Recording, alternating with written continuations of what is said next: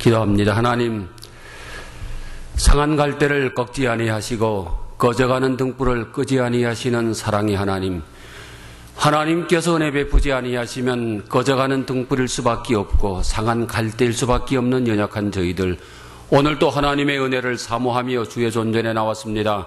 하늘 문을 열어주시고 우리의 심령 속에 하나님의 은혜로 채워주시고 사랑으로 채워주시고 능력으로 채워주시사 세상에 나가 하나님의 사람다운 사람으로 살아갈 수 있도록 주님께서 은혜를 더하여 주옵소서.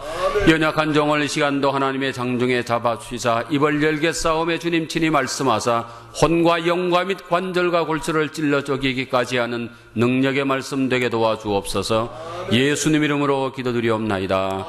아멘. 할렐루야, 반갑습니다. 예. 사과나무 같은 성도, 우리 복습 좀 할까요? 사과나무 같은 성도는 어떤 성도인가? 변질되지 않는 성도. 남자들 중에 나의 사랑하는 자는 숲풀 가운데 사과나무 같구나. 내가 그 그늘에 앉아서 심히 기뻐하였고 그 열매는 내 입에 달았구나. 변질되지 않는 성도, 그늘이 되는 성도, 또 향기를 풍기는 성도, 열매 맺는 성도, 맛을 내는 성도, 전도하는 성도. 다이아몬드 감사한인 교회가 사과나무 같은 교회, 또 감사한인 교회 성도들이 사과나무 같은 성도들이 되게 되시기를 주님의 이름으로 축원합니다. 역마차가 유일한 미국의 교통수단일 때 역마차를 타고 사람들이 여행했습니다. 그 역마차를 탈 때 1등석, 2등석, 3등석이 있는데 1등표, 2등표, 3등표를 끊어서 같이 타고 가다가 또 같이 앉아서 갑니다. 언제 그 차이가 나느냐?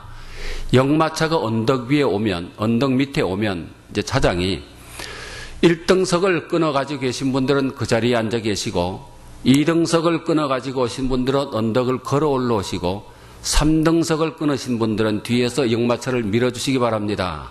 예, 그렇게 했대요. 근데 교회는 역마차입니다. 역마차 주인은 하나님이시고 또 역마차의 차장은 김일권 목사님이시고 교회 재직들은 전부 3등석 표를 끊어가지고 이 역마차를 타고 가는 사람들입니다. 김일권 목사님이 역마차를 운전해 갈 때 때때로는 언덕 밑에 다다를 때도 있고 때때로는 험한 길에 다다를 때도 있는데 그때는 3등석 표를 끊어가지고 타신 교회 재직들이 열심히 뒤에서 역마차가 잘 갈 수 있도록 밀어주는 사람입니다. 근데 어느 교회는 보니까 이게 잘못돼서 교회 재직들이 문제가 생기면 가만히 앉아있는 사람들이 있는데 그거는 처음에 교회 나오신 분들, 그런 분들은 가만히 계시면 되고 재직들은 열심히 밀어줘야 되는 줄 믿습니다.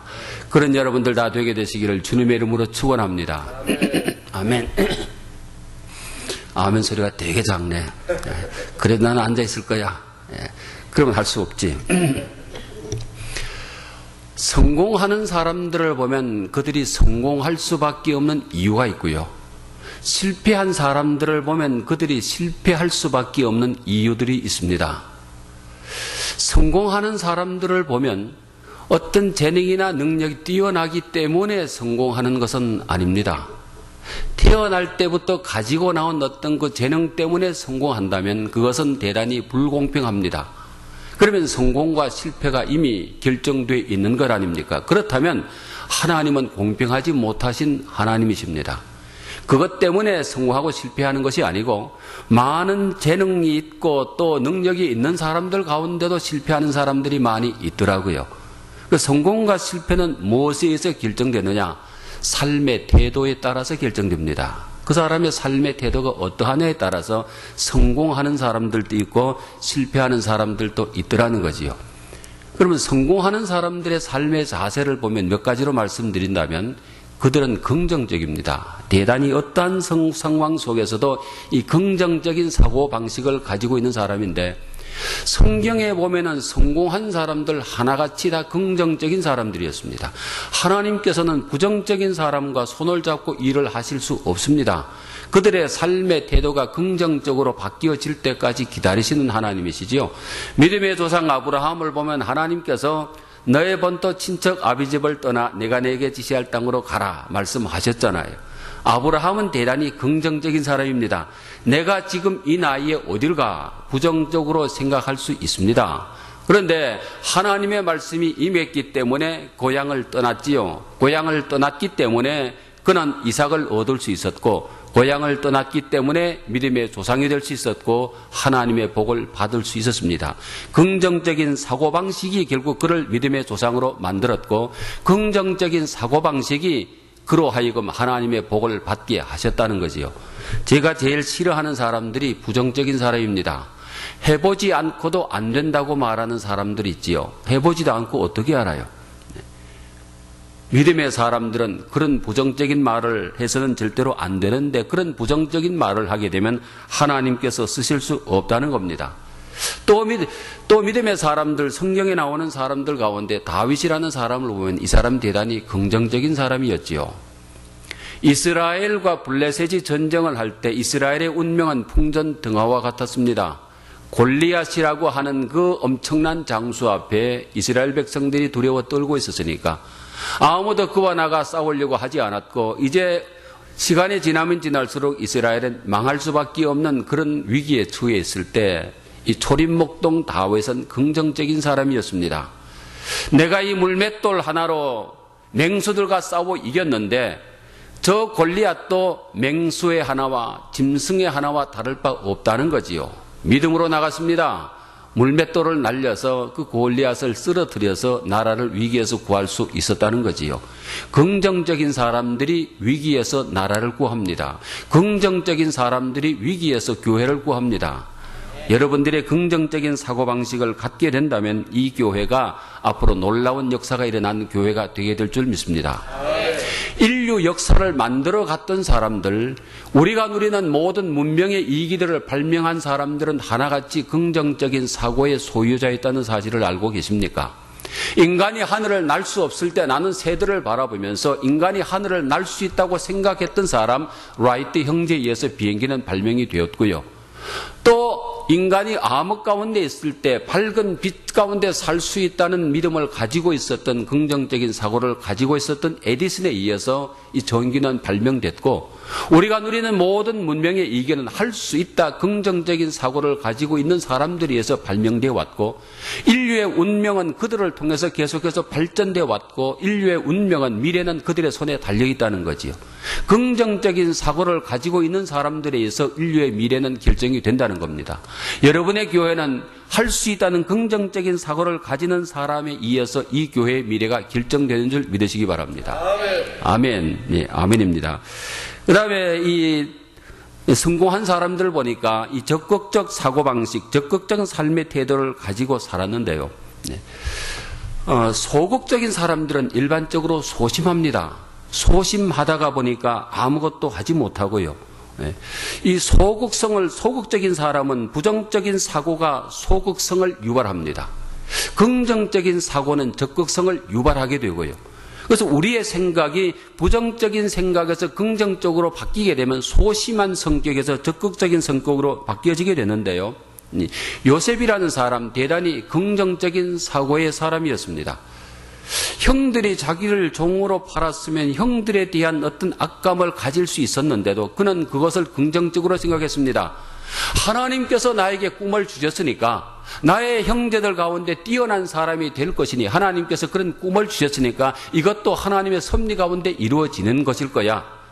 하나님께서 나를 꿈의 목적지까지 인도하실 때 저 형들을 통해서 거기까지 하시는가 보다 이런 생각을 가지고 있었다는 거지요. 그 생각이 있었기 때문에 요셉은 자기를 종으로 판 형제들을 용서할 수 있었다는 거지요. 예. 적극적인 사고방식, 긍정적인 사고방식이 대단히 중요한데요. 믿음의 사람들은 적극적입니다. 주님을 향한 우리의 그 믿음이 적극성을 유발하게 된다는 거지요. 비록 아멘 한 사람은 한 사람도 없지만, 예. 초대교회, 우리가 모범교회를 얘기할 때 초대교회를 얘기합니다. 모범적인 성도들을 얘기할 때 초대교회 성도들을 얘기합니다. 초대교회와 초대교회 성도들의 특징이 뭔지 아세요?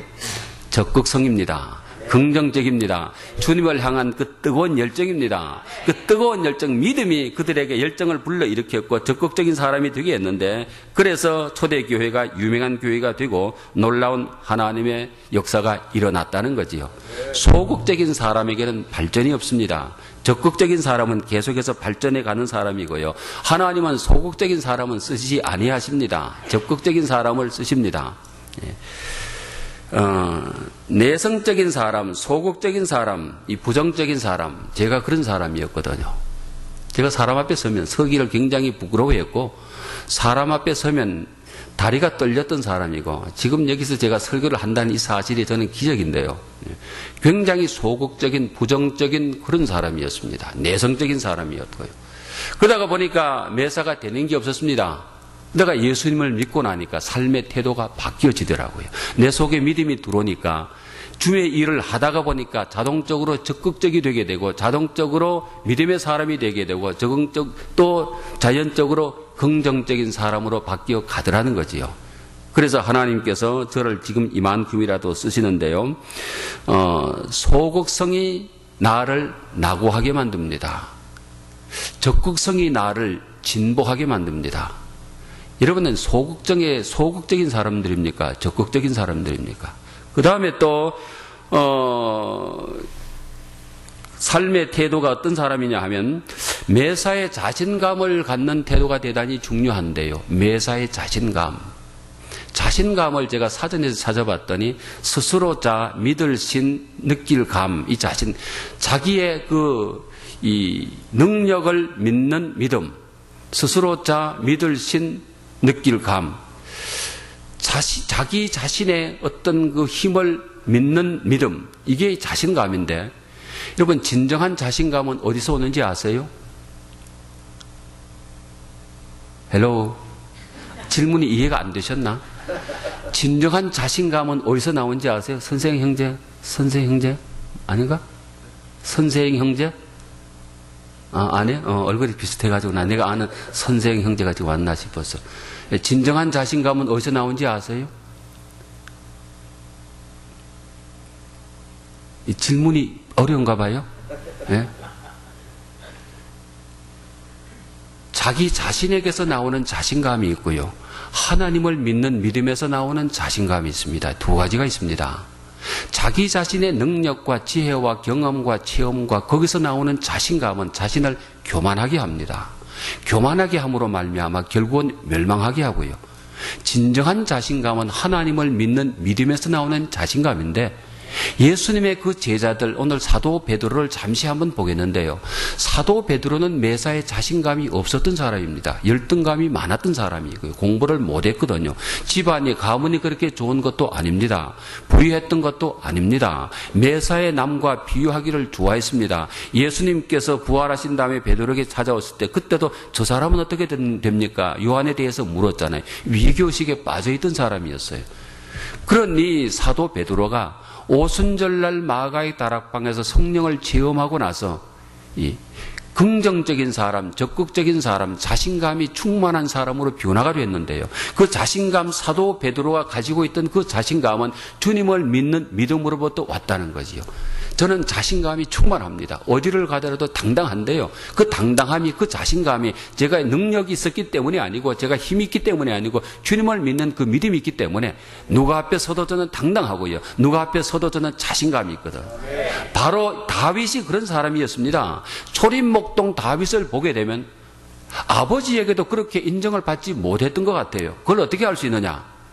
사무엘이 하나님의 말씀을 듣고 이제 이세 아들 가운데 한 사람에게 기름을 부어서 사울 왕의 뒤를 이어서 왕으로 세우려고 하는데, 그 집에 갔더니 이세가 아들 7을 데려놨지 않습니까? 큰아들 엘리압을 보니까 장자다워 이 아들인가 보다 생각했는데 하나님이 아니라 둘째, 셋째, 넷째, 다섯, 7째까지 하나님이 다 아니라는 거예요.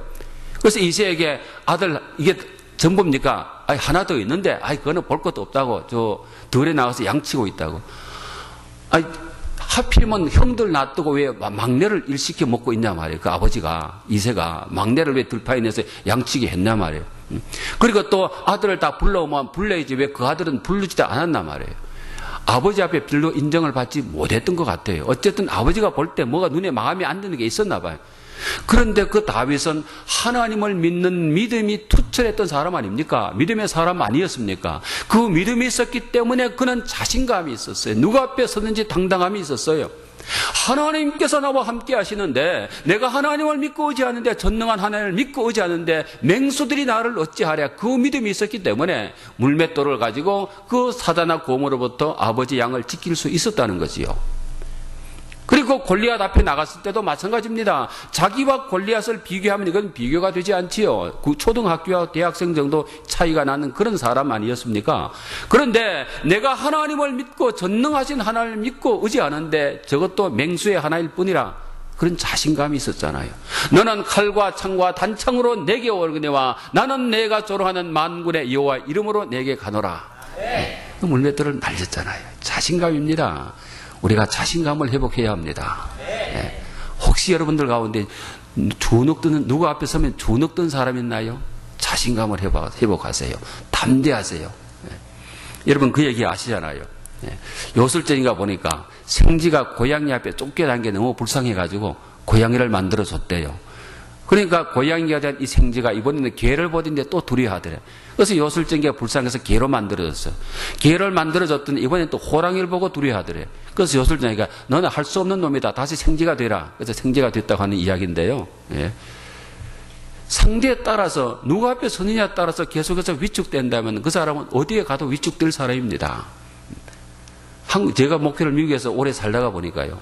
미국에 지금 한 40년째 살고 있는데 돈이 많은 사람들은 공부 많은 한 사람들에게 앞에 설 때 위축이 되고, 또 공부 많이 하신 분들은 돈 많은 사람 앞에 섰을 때 위축이 되고, 이런 게 있더라고요. 왜 그런지 모르겠어요. 돈이 많으면 얼마나 많아요? 공부를 많이 했으면 얼마나 많이 했어요? 알면 얼마나 많이 알아요? 나는 하나님의 아들인데, 하나님께서 나의 아버지가 되시는데, 이런 당당함을 가지고 살아가는 여러분 되시기를 주님의 이름으로 축원합니다. 아멘, 아멘입니다. 이 자신감을 가지시, 자신감을 회복해야 됩니다. 예수 믿는 사람들은 어디 가든지 당당해야 합니다. 주눅들지 말아야 합니다. 왜 주눅듭니까? 어깨 쫙 펴시고요. 자, 어깨 쫙 펴시고, 시원하다. 예, 어깨 쫙 펴시고, 예, 당당하고 담대하고 자신감이 넘치는 삶을 살아가는 여러분 되시기를 주님의 이름으로 축원합니다. 행여라도 여러분 속에서 자신감이 나온다고 착각하지 마세요.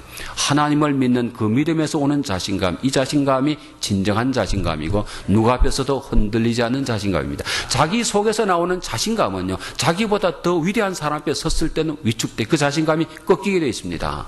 하나님으로부터 오는 자신감은 누구 앞에 서든지 위축되지 않습니다. 당당합니다. 꺾여지지 않습니다. 예, 아멘입니다. 그 다음에 또 한 가지 여러분의 삶의 태도가 바뀌어야 되는데요. 여러분들, 여러분의 장점과 친하게 지내세요. 장점 없는 사람이 없고 단점 없는 사람이 없습니다. 그런데 어떤 사람은 보면 10가지 장점이 있는데 한 가지 단점 때문에 그 단점과 친하게 지내. 단점과 친하게 지내기 때문에 열등감에 빠질 수밖에 없고 그 모든 장점을 묻어버릴 수밖에 없고 실패자의 삶을 살 수밖에 없다는 거지요. 누구나 하나님께서 주신 장점들이 있습니다. 아무리 단점이 많은 사람들도 분명 그 사람에게 장점이, 하나님께서 주신 장점이 있습니다. 그 장점과 친하게 지내시려니까요. 그 장점을 늘 격려하고 세워주고, 그렇게 되면 여러분들은 성공하고 승리하는 삶을 살 수 있습니다. 부부간에 불평이 많은, 부부간에 많이 싸우는 부부들의 특징이 뭔지 아세요? 아내는 남편의 단점과 친해요. 남편은 아내의 단점과 친합니다. 그러다가 보니까 불평하는 거예요. 남편의 장점이 있잖아요. 남편의 장점과 친하게 지내세요. 여러분 아내의 장점이 있잖아요. 그 아내의 장점과 친하게 지내세요. 그러면 행복해집니다. 아멘에 아멘 소리를 안 하지만, 비록 아무도 아멘 소리를 안 하지만, 예, 아멘 할 수 있는 여러분 되시기를 주님의 이름으로 축원합니다. 예. 자기의 단점과 친하게 지내는 사람들의 특징이 있습니다. 여러분들, 나는 지금 내 단점과 친하게 지내는가, 장점과 친하게 지내는가 몇 가지를 점검해 보면 되는데요. 자기의 단점과 친하게 지내는 사람들의 특징은 열등감이 있습니다. 열등감이라고 하는 것은 자기의 어떤 그 단점, 자기 어떤 그 약점 때문에 생겨나는 건데요. 그 단점은 사람마다 약점이 없는, 약한 부분이 없는 사람이 없습니다. 그 약한 부분을 극복하게 되면 그 약한 부분이 오히려 그로 하여금 도약할 수 있는 발판이 되게 되는데 그것을 극복하지 못하면 그게 열등감이 됩니다. 열등감이 되게 되면 계속해서 자기가 위축되는 삶을 살아갈 수밖에 없는 것이지요. 그 다음에 단점과 친하게 지내는 사람은 일반적으로 부정적입니다. 단점이 자꾸 보이다가 보니까 부정적일 수밖에 없죠. 단점과 친하게 지내는 사람들은 소극적입니다. 그 단점 때문에 자꾸 자기를 위축시킵니다. 그러다가 보니까 소극적이 된다는 거죠. 그 다음에 장점과 친하게 지내는 사람들의 특징이 있는데요. 그 장점과 친하게 지내는 사람들의 특징은 자긍심이 있습니다. 이 자긍심이 있어요. 자신감이 넘칩니다. 그다음에 긍정적이고 적극적이고 창조적입니다.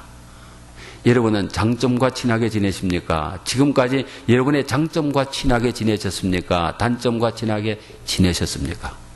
자, 옆에 계신 분들에 물어보세요. 당신은 누구하고 친하시나요?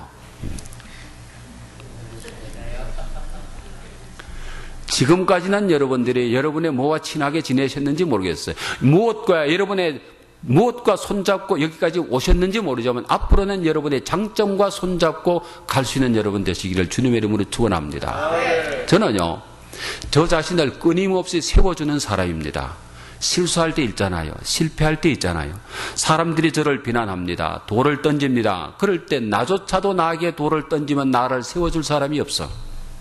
그럴 때 내가 잘못한 부분들은 주님 앞에 회개하고 그때부터 나를 세워줍니다. 이창은 너 그래도 괜찮은 놈이야. 너 그거 알아? 너 괜찮아? 너 괜찮은 놈이야. 너 할 수 있어. 일어나. 제가 저를 격려해 주니까요. 그렇게 힘이 생기는 거 있지요. 여러분 자신을 세워줄 사람은 여러분밖에 없습니다. 기대하지 마세요. 세상은 아주 냉정합니다. 조그만 실수 앞에 용납이 없습니다. 돌을 던집니다. 그럴 때 여러분을 세워줄 수 있는 분은 여러분 자신밖에 없습니다. 하늘은 스스로 돕는 자를 돕는다고 여러분 스스로 일어나려고 노력할 때 여러분 스스로 여러분을 세워주게 될 때 하나님께서 여러분을 도와주시는 줄 믿으시기 바랍니다.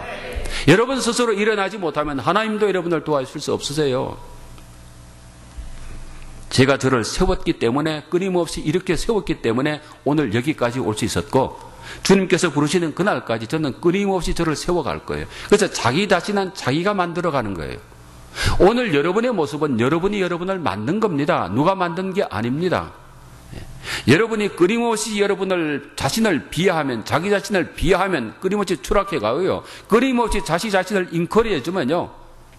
계속해서 성장하고 나중에 위대한 사람이 될 수 있다는 거지요. 이번 부흥회를 통해서 그런 여러분들로 변화되게 되시기를 주님의 이름으로 축원합니다. 알버트 아인슈타인 하면 인류 역사상 가장 머리가 좋은 사람이라고 얘기들을 하지 않습니까? 이 아인슈타인이 어렸을 때 그 부모님이 혹시 미진아가 아닌가 싶을 정도로 염려하였던 그 아이입니다. 공부를 참 못했습니다. 그런데 아인슈타인이 대학을 들어갈 때 알버트 아인슈타인이 대학을 들어갈 때, 쥐리 공대에 들어갈 때 수학 이외에는 전부 다 낙제를 했다고 합니다. 당연히 떨어졌지요. 수학 실력이 워낙 뛰어나기 때문에 입학을 시켜줬다고 합니다. 상대성 원리를 발견해서 노벨 물리학상까지 받은 사람 아닙니까? 그 알버트 아인슈타인이 이런 말을 했습니다. 못하는 과목에 매달려 무력감을 느끼지 말고 잘하는 것에 인생을 걸어보라. 여러분의 장점을 가지고 여러분의 인생을 걸어보시기 바랍니다. 단점에 매달리지 마시고요. 단점 가지고 없는 것 가지고 낙심하지 마시고 여러분에게 있는 것, 여러분에게 하나님께 주신 그 장점들을 가지고 여러분의 인생의 승부를 걸게 될 때 여러분은 분명 승리하는 사람이 되게 될 줄 믿습니다. 목사님들도 보면요. 제가 우리 교단 목사님들 쭉 둘러보면 어떤 분은 하나님 주신 것들이 많이 있는데 자기에게 주신 것은 그냥 덮어두고 자기에게 없는 것 가지고 하려고 하니까 승부를 걸리니까 목회가 됩니까? 안 되지요. 안 됩니다. 자기에게 있는 것을 극대화시킬 줄 아는 이 지혜. 하나님께서 나에게 무엇을 주셨는 것을 발견해서 그것을 극대화시켜서 하는 사람이 그 사람이 바로 지혜로운 사람이고 그 사람이 승하고 승리할 수 있는 사람이라는 거지요. 네. 그런 여러분 다 되게 되시기를 주님의 이름으로 축원합니다. 그 다음에 기본에 충실해야 합니다. 아마추어는 잔재주에 능하고 프로는 기본에 충실한 사람입니다. 모든 것이 다 기본이 중요한데요. 그래서 프로는 철저하게 기본기부터 익히잖아요. 제가 오하이오에서 대학을 다닐 때 오하이오 주립대학에서 제가 골프 클래스를 듣고 골프를 정식으로 배웠습니다. 처음에 거의 몇 시간은 계속 가면 왼손에 골프채 잡고 이거 하는 것만 가르치더라고요. 이렇게. 골프채가 있어야 좀 질감이 날 텐데. 네. 90도로 이쪽으로 가서 여기 땅가로 90도 이렇게 해서 또 이것만 가르치더라고요. 이거 몇 시간만 이것만 했어요. 네. 기본기 익히는 거죠. 네. 그렇게 하니까 나중에 처음에는 굉장히 무료한데 나중에는 골프가 공이 잘 맞더라는 거죠. 골프 강의하려고 하는 게 아니고 기본기.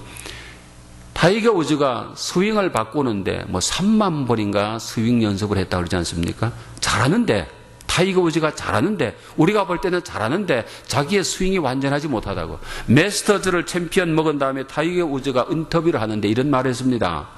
내 스윙이 좋았기 때문에 내가 이번에 우승한 것이 아니고 여행에 내가 우승했다. 내 이 스윙을 바꾸지 않으면 앞으로 장담할 수 없다. 그래서 타이거 우즈는 거기서 스윙을 바꾸기로 결정을 합니다. 자기의 스윙을 바꾸기로 결정하고 자기의 그 코치는 그 버치 하먼에게 전화를 했을 때 버치 하먼이 이런 말을 했습니다. 네가 지금 스윙을 바꾸게 되면 네가 당분간 슬럼프에 빠질 수도 있다. 그 스윙이 내게 정착될 때까지 내 성적이 안 좋을 수도 있다. 그것을 감수하겠느냐? 감수하고 타이거 우즈가 바뀌었습니다.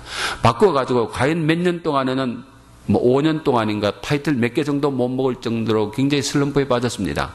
그러나 그 스윙이 자기 것이 됐을 때 그때 한 대에 그 타이틀을 11개인가 먹었습니다. 7개 스트레이트를 먹었고요. 기본기에 충실하는 사람이 성공한 사람입니다. 아마추어는 장제주에 능하고 이 프로는 기본기에 충실합니다. 이 신앙도 보면 기본기에 충실한 사람들, 그냥 꾸준히 주일 되면 와서 말씀 듣고 기도, 또 이 말씀 듣고 성경 보고 기도하고 이런 사람들이 결국 성공하는 거지요. 수학에는 왕도가 없다. 아르키메데스가 그랬나요? 왕도가 없다. 신앙에도 왕도가 없습니다. 이 세상에도 왕도가 없고요. 목회도 보면 얼렁뚱땅해서 하루아침에 뭐 되는 게 아니고 꾸준하게 그냥 정도를 한 걸음 한 걸음 걸어갈 때 거기에 하나님의 역사가 나타나는 거지요. 기본기에 충실할 수 있는 여러분 되시기를 주님의 이름으로 축원합니다. 자, 지금까지 제가 말씀드린 것, 꿈을 가지기를 원하는 사람들이 기본적으로 갖춰야 될 겁니다. 자, 오늘 꿈에 대해서 말씀을 드리기를 원하는데요. 월트 디즈니가 유명해지기 전에 그 사람은 만화를 그린 사람 아니었습니까? 만화를 그래서 신문사에 팔아서 살아가던 사람인데 자기 만화가 잘 안 팔렸어요. 그래서 교회 창고를 허수만 창고를 빌려가지고 거기서 생활합니다. 교회 창고를 빌려서 생활하는데 교회 창고가 낡아서 생제들이 쥐구멍으로 왔다 갔다 하는 거 보고 반짝한 아이디어가 떠올랐어요. 거기서 미키 마우스라는 캐릭터가 등장하게 됩니다. 그거 해가지고 대히트를 쳤지 않습니까? 그래서 유명해졌지요. 월터 디즈니사를 설립하고 유명한 사람이 됐는데 그 월터 디즈니 그 사람을 찾아가서 신문기사가 인터뷰를 했습니다. 월터 디즈니 씨, 성공의 비결이 뭡니까? 월터 디즈니가 이렇게 말합니다. 그것은 나의 꿈입니다. 여러분이 꿈을 가질 수 있다면 그 꿈을 이룰 수 있는 능력도 있습니다. 꿈을 가지기만 한다면 그 꿈을 이룰 수 있는 능력도 따라온다는 거지요. 이게 꿈의 위대성입니다. 제가 꿈을 가져보니까요. 꿈 속에 파워가 있습니다. 꿈은 놀랍습니다.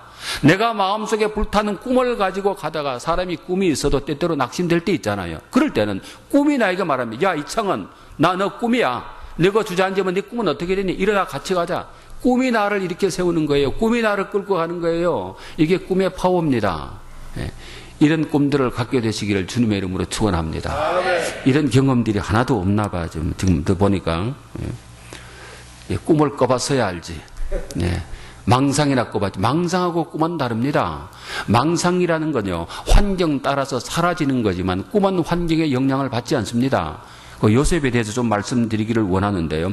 오늘 본문 말씀에 보니까 말세 내가 내 영으로 모든 육체에게 모든 사람에게 부어주리니 너의 젊은이는 꿈을 꾸고 너의 자녀는 꿈을 꾸고 젊은이는 환상을 보고 너의 늙은이는 꿈을 꾸리라.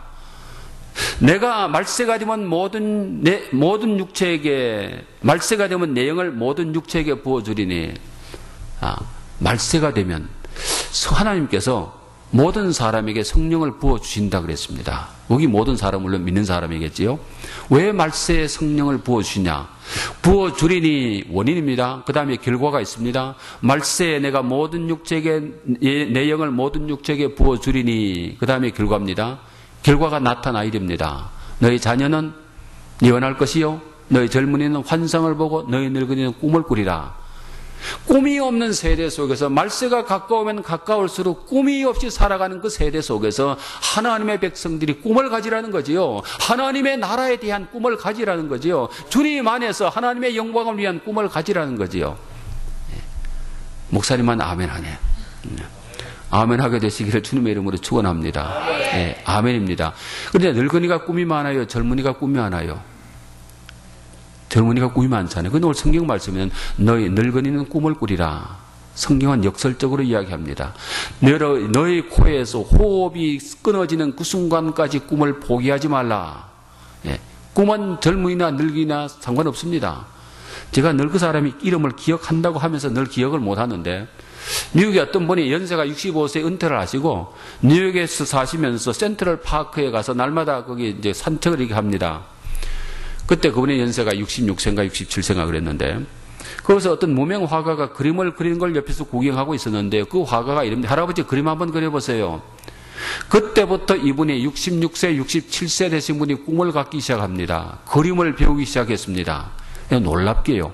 미국 역사상 유명한 화가가 됐습니다. 그림 한 점에 수십만 불에 팔려나가는 유명한 화가가 됐습니다. 인터넷에 들어가 보면 아마 찾을 수 있을 텐데 그분 이름을 제가 기억을 못해요. 66, 7세 그림을 배우기 시작해서 꿈이라는 것은 젊은이나 늙은이나 상관없이나 나는 이제 이 나이가 됐으니까 이제 내 인생을 마지막 정리해야지. 안 해요. 왜 정리합니까? 죽을 때까지 일해야지요. 하나님께서 여러분에게 주신 사명이 있으면 죽는 건 걱정하지 않아요. 사람은 사명 때문에 살아갔는데요. 사명이 없으면 살 이유가 없습니다. 저는 사명이 있으니까 죽음이 두렵지 않은데요. 제가 멕시코 선교를 갔다가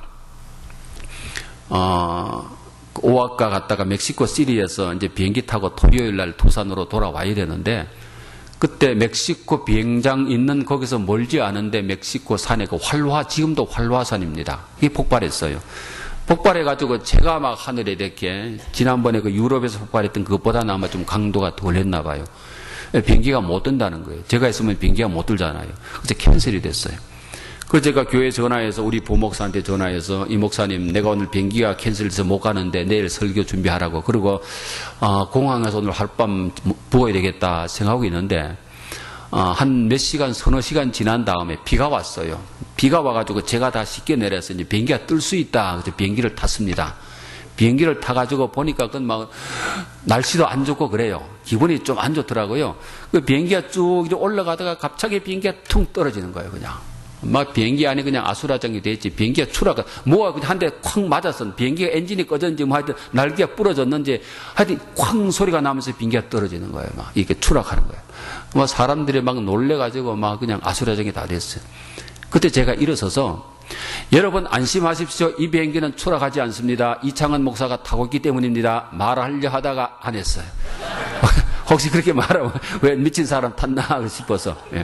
왜 이 비행기는 추락하지 않느냐? 이창헌 목사가 탔는데 아직도 저에게 사명이 있기 때문입니다.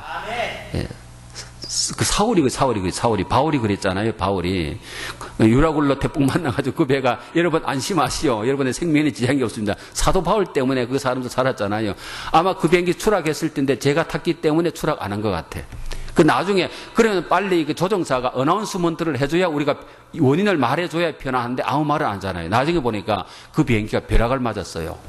벼락을 맞아가지고 벼락을 맞으면 그냥 막 뭐 부러지는데 추락하는데 제가 탔기 때문에 거기 있던 사람들 안 죽었는 거예요. 그날. 믿거나 말거나. 사명이 있는 사람은 안 죽습니다. 사명이 있는 사람, 아직도 사명인 사람은 안 죽어. 걱정할 필요 없어요. 우리가 살아가는 것은 사명 때문에 살아가는 거지 사명 없으면 살 이유가 없습니다. 하나님께서 우리를 3번 부르세요. 하나님께서 이 세상의 모든 사람들을 3번 부르시는데 첫 번째 부르심은 수고하고 무거운 짐진 자들아 다 내게로 오라 내가 너희를 쉬게 하리라. 구원내로의 부르심입니다. 거기에 응답한 사람들을 가리켜서 구원받은 사람, 하나님의 자녀된 사람 이렇게 얘기하지요. 그 다음에 하나님께서 구원받은 사람들 가운데 또 부르십니다. 이번에는 사명예로에 부르십니다. 내가 나를 위해서 이 일을 좀 해줄 수 있겠니? 사명예로에 부르심. 거기에 응답한 사람들에게 사명이 주어지게 되는 거지요. 그 다음에 사명 다 감당했을 때 하나님께서 세 번째 부르시는 마지막 부르심이 있습니다. 내가 수고 많이 했다. 내가 내 이름을 위해서 열심히 수고했다. 이제 천국에 와서 쉬어라. 천국오래의 부르심이 있습니다. 우리의 육신의 죽음이지요. 이 세 번 부르심이 있습니다. 하나님께서 아직까지도 여러분을 이 땅에 남겨두신 것은 여러분이 건강해서가 아니고 하나님께서 주신 사명이 있기 때문인 줄 믿으시기 바랍니다. 그 사명자를 감당하는 여러분 다 되게 되시기를 주님의 이름으로 축원합니다. 아멘. 예. 요셉은 이 꿈의 사람이었습니다. 하나님께서 내가 말세 냉으로 모든 육체에게 부어주리니 너의 자녀는 예언할 것이요 너의 젊은이는 환상을 보고 너의 늙은이는 꿈을 꾸리라. 예, 꿈을 꾸리라. 예수 믿는 사람들이 꿈을 가져야 되는데요. 이 꿈 믿는 사람, 하나님은 꿈의 사람들을 사용하시고 꿈의 사람들을 통해서 하나님과 함께 역사를 만들어 가세요. 이 역사를 가지고 히스토리 그러잖아요. 히스 스토리, 하나님의 역사.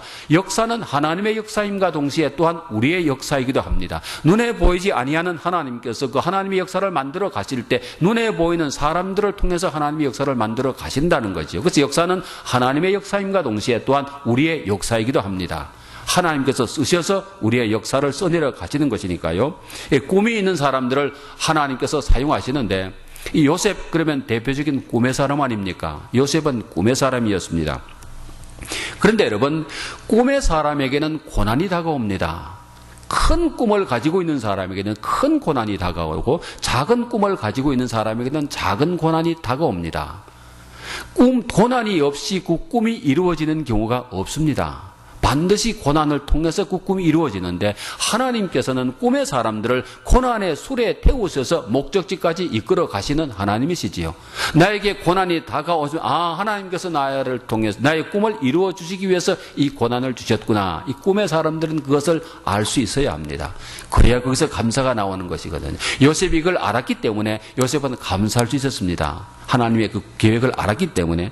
꿈의 사람들은요, 꿈을 가진 사람들은 보면 최선을 다하는 사람인데요, 어떠한 여건 속에서도 꿈 때문에 그 꿈이 그를 그대로 두지 않기 때문에 최선을 다한다는 거죠.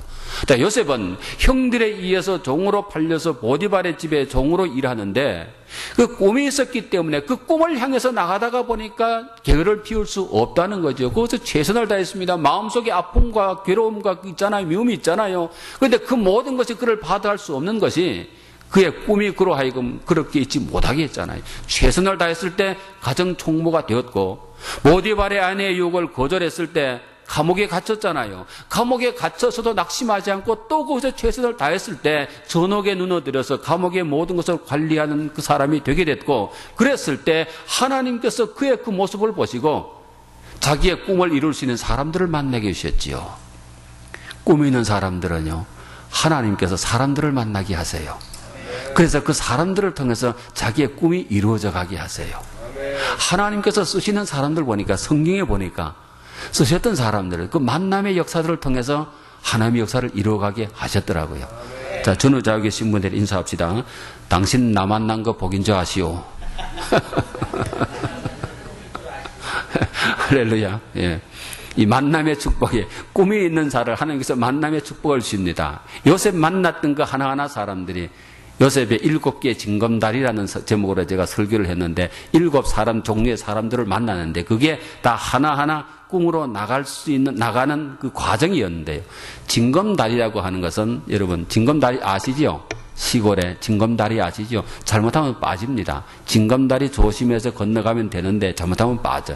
요셉은 그 모든 하나하나를 다 밟고 잘 건너갔습니다. 잘 건너가서 이 목적지까지 도달되게 됐는데 이 최선을 다하는 삶을 살아요. 강철왕 카네기 아시잖아요. 강철왕 카네기가 우연히 강철왕 카네기가 된 거 아닙니다. 아침 자고 났더니 강철왕이 되었더라, 유명해졌더라, 그런 거 없습니다. 이 사람은 가난한 사람이고 초등학교도 제대로 못 나왔고요. 아주 엄청나게 가난했지요. 어릴 때 실공장에서 일했습니다. 그런데 카네기가 이런 생각을 가지고 있었어.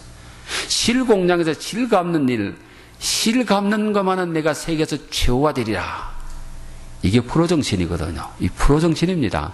최고가 되리라. 이 프로정신. 실 감는 거에 대해서는 세계에서 최고가 됐어. 그 다음에 성인이 된 다음에 우편 배달부가 됐는데요. 우편 배달하는 것은 내가 세계에서 최고가 되리라. 이런 생각 가지고도 최고가 됐어요. 강철업계에 투진하고 나서 강철계에서 내가 최고가 되리라. 그래서 강철왕이 됐잖아요. 항상 최고를 지향하는 정신. 이게 프로 정신인데 우리에게 이 프로 정신이 필요하다는 거지요. 아멘은 사람은 한 사람도 없지만 이 최선을 다하는 이 프로 정신을 갖게 되시기를 주님의 이름으로 축원합니다. 근데 꿈의 사람은요, 자기에게 적대적인 사람도 호의적으로 대합니다. 왜 그런지 아세요? 요셉의 경우를 보니까 자기의 꿈이 있는 사람은 자기에게 적대적으로 대하는 사람에게도 호의적으로 대한다고 말이에요. 적대적인 사람에게도 호의적으로 대한다. 내가 꿈의 사람인가 아닌가 그걸 보면 알아요. 나한테 적대적인 사람에게 나는 호의적인가 아닌가. 왜 그런지 아세요? 왜 꿈의 사람은 적대적인 사람에게 호의적으로 대한지 아세요? 아, 하나님께서 나에게 적대적인 저 사람을 통해서 나를 내 목적지, 꿈의 목적지까지 인도하시는구나. 이걸 알기 때문에 그렇습니다. 이해가 되시지요? 이거 알기 때문에 그래요. 그게 바로 요셉이거든요. 자기 형들을 원망해 본 적이 없어. 당신들이 나를 애굽의 종으로 팔았다고 염려하지 마소서. 하나님께서 우리를 구원하시기 위해서 당신들보다 나를 먼저 앞서 이곳에 보내셨나이다. 이게 요셉 아닙니까? 그러니까 적대적인 사람에게도 호의적으로 대할 수밖에 없는 게 바로 그거예요.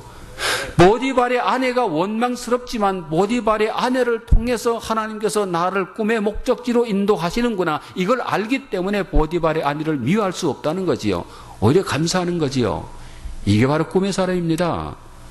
나에게 일어나는 그 모든 것들을 하나님의 섭리 가운데서 이해할 수 있는 사람, 이해할 줄 아는 사람, 깨닫는 사람, 이 사람이 꿈의 사람이에요. 여러분들은 꿈의 사람입니까? 내가 꿈을 가지고 있었는데 여러분 그렇게 못 살았다면 진정 꿈의 사람이 아닙니다. 오늘부터 여러분의 생각이 바뀌어서야 됩니다. 여러분의 삶의 태도가 바뀌어져야 합니다. 예, 큰 소리로 아멘하게 되시기를 주님의 이름으로 축원합니다. 예, 꿈의 사람은 낙심하거나 좌절하지 않습니다. 그 꿈이 자기의 마음속에 그 불타는 꿈이 burning desire 영어로 하면 이 불타는 꿈이 그로 하여금 낙심하게 내버려지지 않는다는 것이죠. 꿈 속에 파워가 있습니다. 꿈은 파워입니다. 성공하는 사람에게 가장 필요한 것이 꿈이라고 제가 말씀드리는데요. 이 성공하는 사람이 꿈은 파워가 있기 때문에 어떠한 여건 속에서 낙심하지 않습니다. 여러분 요셉의 생애 가운데 요셉이 낙심했더라. 낙심한 요셉의 모습을 본 적이 있습니까? 없습니다. 절대로 안 했지요. 다윗은 어떻습니까? 마찬가지입니다. 모든 꿈의 사람들은요, 어떠한 여건 속에서도 낙심하지 않습니다. 이 포기하지 않고요. 요셉의 행동 반경이 점점 좁아집니다. 자유인에서 종이 되었고, 종이 신분에서 이제는 죄수의 신분으로 활동 반경이 점점 더 좁아집니다. 점점 더 좁아지지만 요셉은 조금도 거기에 영향을 받지 않았지요. 조금도 포기하지 않았고요. 아무리 활동 반경이 좁아진다고 할지라도 내가 꿈을 이루기 위해서는 절로 가야 되는데 하나님께서 자기를 반대 방향으로 자꾸 인도하십니다. 그런데도 요셉은 절대로 낙심하거나 좌절하거나 포기하지 않았다는 거죠. 그의 마음속에 불타는 꿈은 여전히 불타고 있었으니까요. 하나님께서 때때로 여러분을 테스트하실 때가 있습니다. 내가 저 녀석의 꿈을 정말로 마음속에 불타는 꿈을 가지고 있는지 때때로 반대 방향으로 인도하는 것처럼 느껴질 때도 있습니다. 하나님은 우리 교회가 이렇게 되기 위해서는 일로 가야 되는데 왜 자꾸 이쪽으로 가십니까? 그럴 때도 있다는 거지요. 그럴 때 낙심하지 마시고 포기하지 마시고 끝까지 믿음으로 나갈 수 있는 여러분 되시기를 주님의 이름으로 축원합니다. 아멘. 자, 요셉이 포기하지 않았다는 것을 어떻게 알 수 있나요? 감옥소에서 술 맡은 관원장을 만나잖아요. 당신이 득이하거든. 바로왕 앞에 가서 내 사정을 좀 얘기해 줘서 나를 여기서 나가게 하소서. 그 말을 통해서 우리는 알 수 있습니다. 아직까지도 포기하지 않았다는 거잖아요. 꿈의 사람은 행동으로 말하는 사람입니다. 행동으로 말하는 사람. 오늘날 말은 너무나 난무한데 행동이 따라주지 않는 사람이 너무나 많아요. 노자의 도덕경에 보면 이런 말이 나옵니다. 참으로 아는 사람은 말하지 않고 말하는 사람은 참으로 알지 못한다. 대단히 이해하기 어려운 말 같기도 하고 그런 말인데 다시 말씀드릴게요. 노자의 도덕경에 나오는 말이에요. 참으로 아는 사람은 말하지 않고 말하는 사람은 참으로 알지 못한다. 자, 이렇게 말을 했는데요. 참으로 아는 사람은 말하지 않고 행동으로 나타낸다. 예, 이렇게 이해를 하면 될 것 같아요.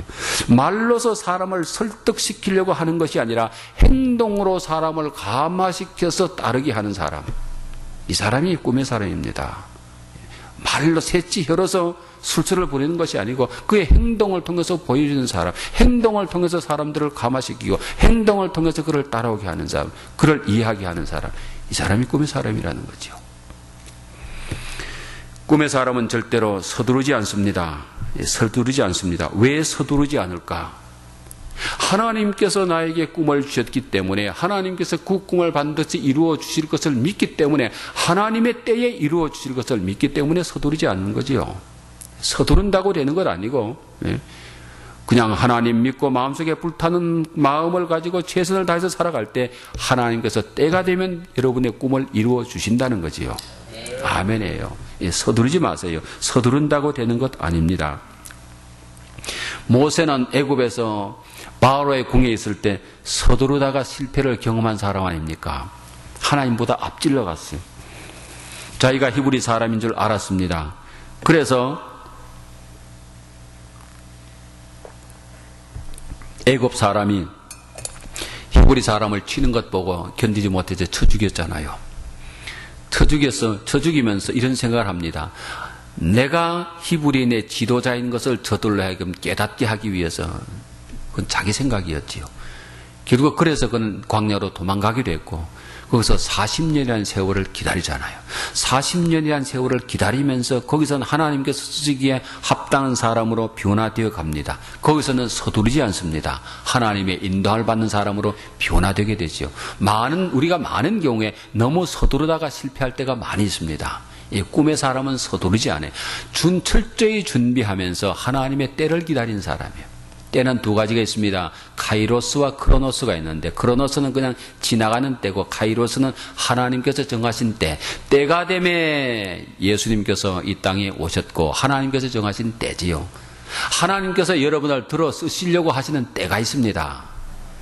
그때까지 기다릴 수 있는 여러분 되시기를 주님의 이름으로 축원합니다. 꿈이 있는 사람은요, 여러분이 꿈을 가지게 되면요, 길이 보입니다. 제가 꿈을 가져보니까요, 길이 보여요. 희한하잖아요. 마음속에 불타는 꿈을 갖고 있으니까 그 꿈이 이룰 수 있는 길들이 보입니다. 하나님께서 꿈을 가진 자들에게 그 길을 보여주십니다. 그 길을 보여주십니다. 그 다음에 또 꿈을 가진 사람들은 하나님께서 아까 말씀드렸는데 만남의 축복, 사도 바울이 세계 복음화의 꿈을 가지고 나갈 때 가는 곳곳마다 하나님께서 사람들을 연결시켜 주십니다. 그래서 복음화가 이루어지게 하고요. 로마까지 가서, 세계의 중심이었던 로마까지 가서 거기서 로마를 사도 바울의 무릎 앞에 꿇게 했잖아요. 꿈의 사람입니다. 그 다음에 두 번째로, 꿈만 가지고 안 되는데 꿈 다음에는 비전으로 바라볼 수 있어야 됩니다. 그림을 그릴 줄 알아야 합니다. 내가 말세의 내용으로 모든 육체에게 부어주리니 너희 자녀는 예언할 것이요 너희 젊은이는 환상을 보고 비전을 보고, 내 꿈을 비전으로 바라볼 수 있어야 되는데요. 자, 야곱의 얘기를 잠깐 할게요. 이 야곱도 꿈의 사람입니다. 야곱도 보통 꿈의 사람이 아닌데 자기 형 에서를 피해서 바단 아람으로 갔지만 살기 위해서 간 것은 아니고 큰 꿈을 가지고 출발합니다. 큰 꿈을 가지고 출발하는데 베델에서 꿈을 꿨잖아요. 하나님께서 꿈을 보여주십니다.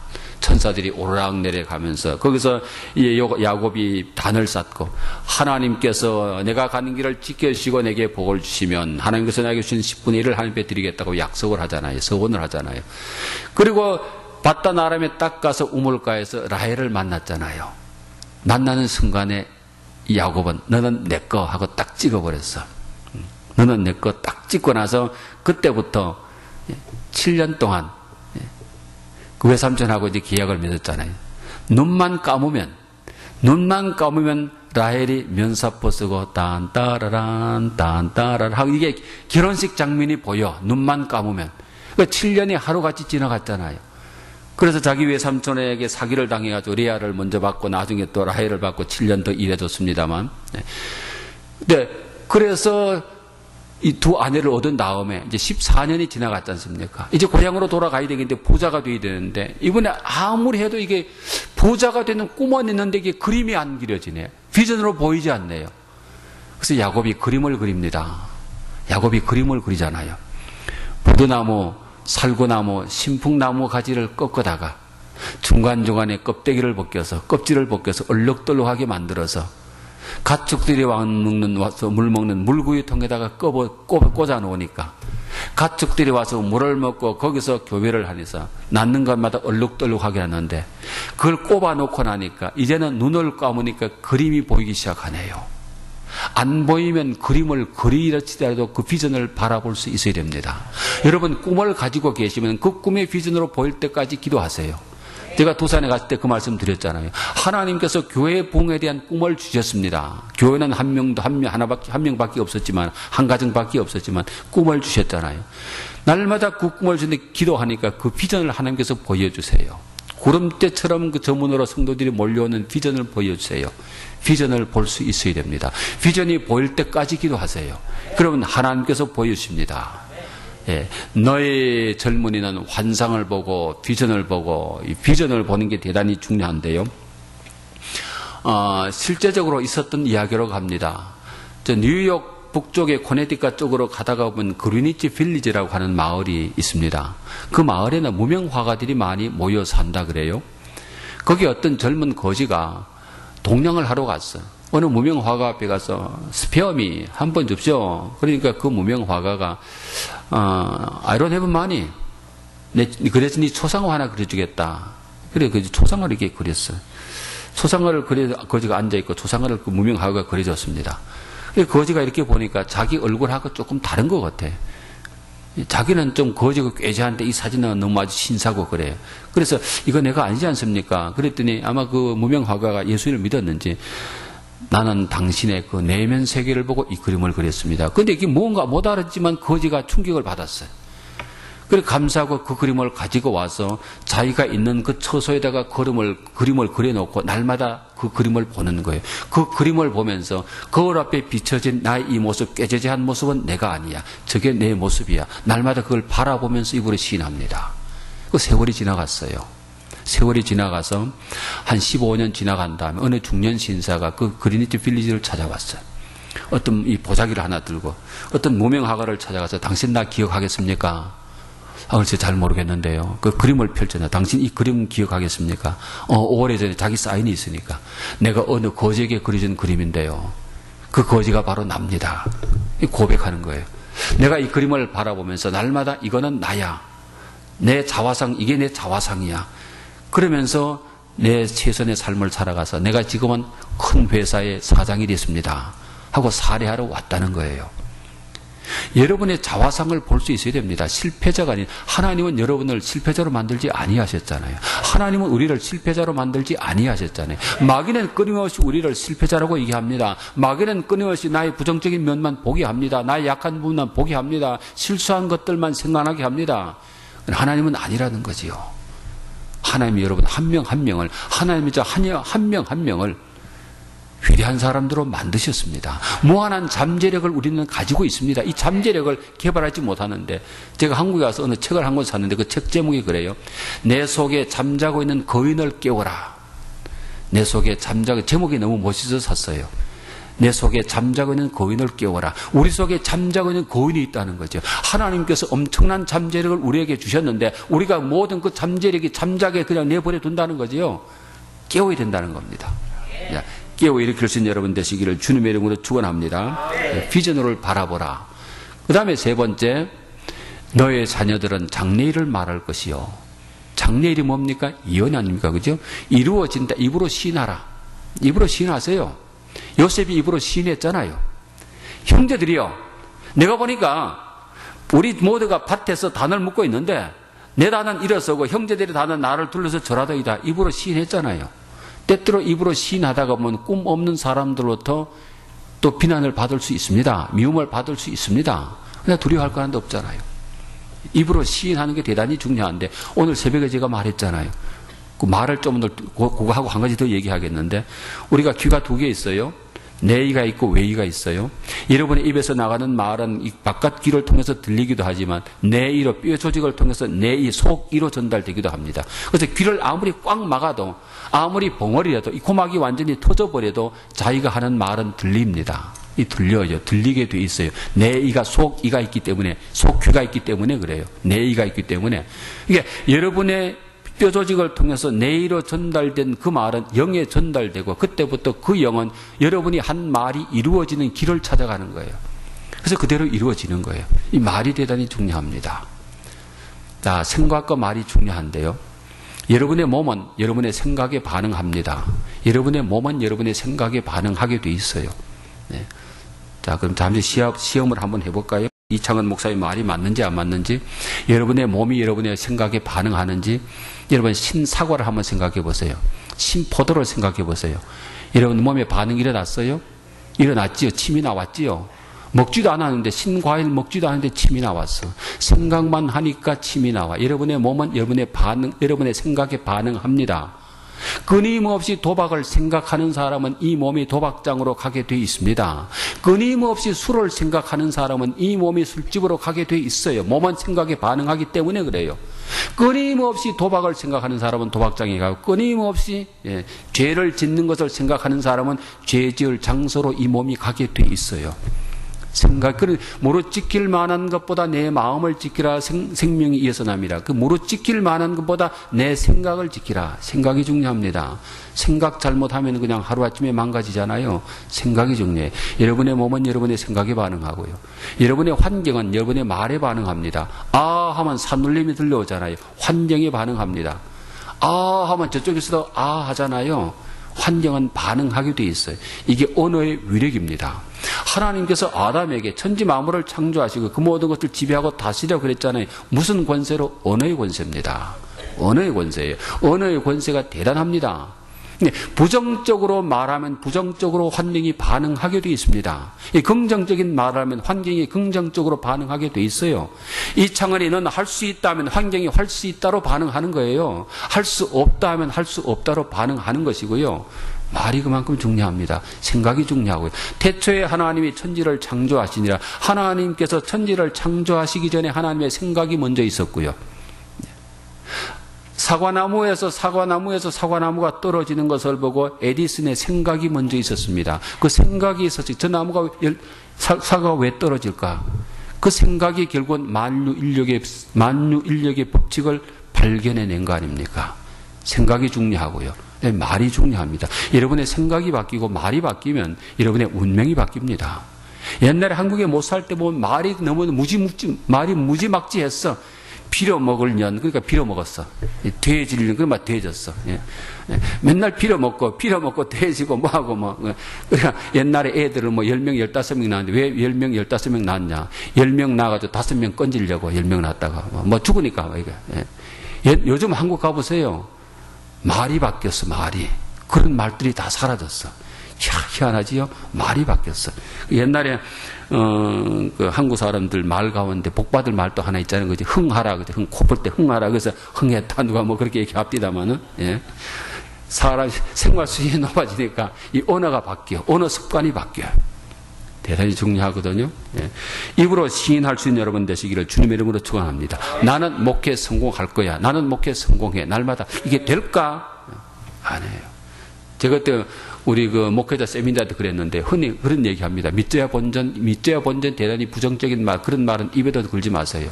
왜 믿져야 본전할지 합니까? 믿져야 본전의 말은 부정적인 말이에요. 하면 거기서 뭔가 열매를 거둬야지요. 그런 마음의 자세를 해야지. 믿져야 본전할 거 해가지고 뭐 합니까? 잘 때면 유행을 바라는 거잖아요. 그 말 자체가 우리 기독교인들에게는 맞지 않는 말이에요. 예, 부정적인 말이고요. 입으로 시인하는 것 대단히 중요한데요. 네. 그 다음에 믿음의 행진을 계속하라. 어떠한 여건 속에서 꾸준하게, 꿈이 있는 사람은 그냥 꾸준하게 그 꿈을 향해서 흔들리지 않고 걸어가는 사람. 이 사람은 꿈의 사람이에요. 그냥 조그만 일 앞에 그냥 뭐 호들갑 떨지 않는 사람. 인사합시다. 호들갑 떨지 맙시다. 호들갑 떨지 않는 사람. 그냥 옛날에 제가 유마에서 교회를 개척했을 때 어떤 그 믿음이 좋은 여자 집사님이 한 분 계셨어요. 그 남자분은 믿음이 별로 없었어요. 그 남자분이 늘 자기 아내에게 한 말이 기억나요. 너는 왜 신앙생활을 꼭 냄비같이 하니 무거운 쇠가 굴러가듯이 그렇게 신앙생활을 해야지. 그게 굉장히 일리가 있는 말이잖아. 왜 그렇게 요동치니? 그냥 무거운 쇠가 굴러가듯이 그냥 묵묵히 그냥 꾸준하게 이런 신앙생활을 해야지. 왜 업앤다운이 심하니? 여자들이 좀 업앤다운이 심하긴 한데 그분도 그랬어요. 이 감사 한인교회 여기는 여자분들이 업앤다운이 하나도 없는 것 같아. 얼굴 보니까 전부 다 꾸준하신 것 같아. 예, 아멘, 아멘 하신 분들은 복을 받을지어다. 예, 예. 꾸준하게 그냥 믿음의 행진을 계속 하는 거예요. 예. 이스라엘 백성들이 하루아침에 가나안 땅까지 들어갔으면 좋겠는데 하나님께서 40년 동안 행진하게 하셨잖아요. 예. 어떻게 보면 하나님께서 그들의 인내를 보신 것일 수도 있을 것 같아. 그냥 꾸준하게 따라오나 안 따라오나. 예. 근데 그냥 꾸준하게 따라가지 못했어요. 40년 동안 걸어가는데 거기에 기쁜 일도 있을 테고 슬픈 일, 괴로운 여러 가지 일이 있을 거 아니에요. 그러나 환경에 영향받지 말고 꾸준히 내가 인도하는 대로만 따라와라. 따라오니까 가나안 땅까지 가잖아요. 따라가니까. 하나님께서 인도하신 대로 따라갈 수 있는 여러분 되시기를 주님의 이름으로 축원합니다. 한 가지만 더 말씀드릴게요. 기도하고 기다리라. 기다린다는 것은 여러분 믿음입니다. 기다린다는 것은 믿음이에요. 버스 정거장에서 버스가 오기를 기다리는 사람, 믿음이 있기 때문에 기다리는 거예요. 무심결에 자기가 믿음이 있는지 없는지도 모르지만 버스는 온다고 믿기 때문에 기다리는 것 아니겠습니까? 사실 올지 안 올지 몰라요. 사고 나면 못 오는 거예요. 스트라이크 하면 못 오는 거예요. 근데 온다고 믿는 믿음입니다. 이게 우리 구원의 믿음과는 상관없지만 이 세상의 모든 사람들은 믿음 때문에 살아가는데 믿음이 없으면 잠시도 못 삽니다. 여러분 식당에 가서 외식 가끔 하시잖아요. 저는 식당에 가서 밥을 여러 번 먹었습니다만 식당에 가서 밥 사 먹으시는 분들 보면 믿음이 대단히 좋아. 제가 보니까 에이즈 걸린 사람이 침을 질질 흘리면서 그 음식 만들지 어떻게 알아요? 어떻게 알고 먹나요? 식품점에 음식 사는데 거기에 뭐 독이 들어간지 어떻게 알고 먹어요? 특히 남자분들이 믿음이 더 좋아. 여자분들도 마찬가지긴 합니다만 면도사가 면 나는데 먹을 떡 갖다 막 쿨쿨 잠자는 사람들 얼마나 믿음이 좋아. 어떨 때 보면 참 아찔할 때가 있잖아요. 면도사가 혹시나 이렇게 뭐 손 떨리는 수전증이 있다가 턱 눌려버리면 끝나는 거잖아요. 여자분들은 미장원에 가서 이제 파마가 불 튀고 가는데 혹시 또 이게 잘못해가지고 눈에 확 띄면 어떻게 해요? 근데 맡기고 있잖아요. 예.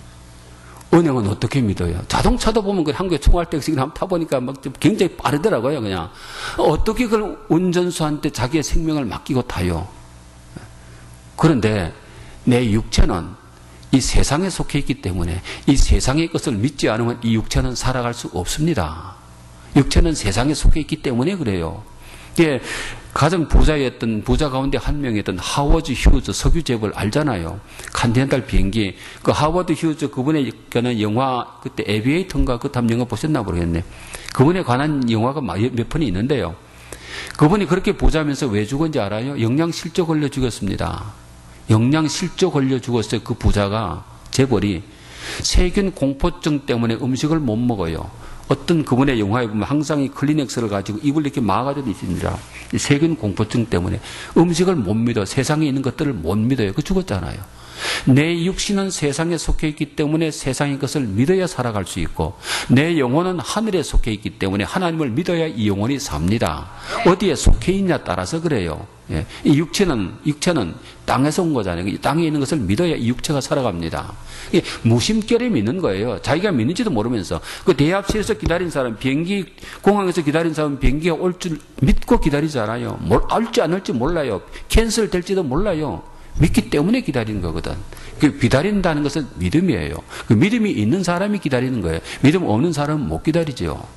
자, 아브라함이 25년 기다렸고 또 야곱이 부자 될 때까지 20년 기다렸고 요셉이 국무총리 자기 꿈이 이루어질 때까지 13년 기다렸고 모세가 하나님께 쓰임받기 위해서 40년 기다렸고 믿음의 사람들이 기다림의 사람이었는데 기다렸다고 하는 것은 바로 그들에게 믿음이 있었다는 겁니다.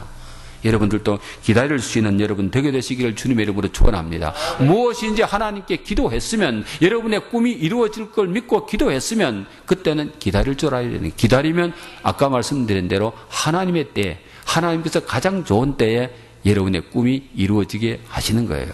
아멘, 아멘. 자, 말씀을 정리합니다.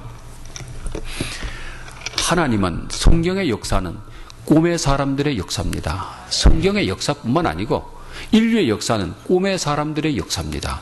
꿈에 있는 사람들에 의해서 인류의 모든 문명의 이기들은 발명이 됐고, 그러니까 인류의 역사는 그들의 손에 의해서 발전해 왔고 인류의 운명은 또한 그들의 손에 달려있다고 해도 과언은 아닙니다.